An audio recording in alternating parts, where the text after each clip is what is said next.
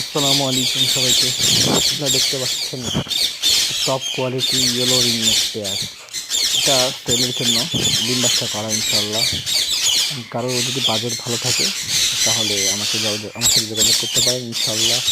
এতে একটা সেল করা হবে এবং সারা বাংলাদেশে ডেলিভারি দেওয়া হবে। যারা নিতে আগ্রহী, যাদের এই দাম সম্পর্কে ধারণা আছে, শুধু তারাই নক করবেন ইনশাল্লাহ। ভালো কিছু পাবেন। আসসালামু আলাইকুম সবাইকে।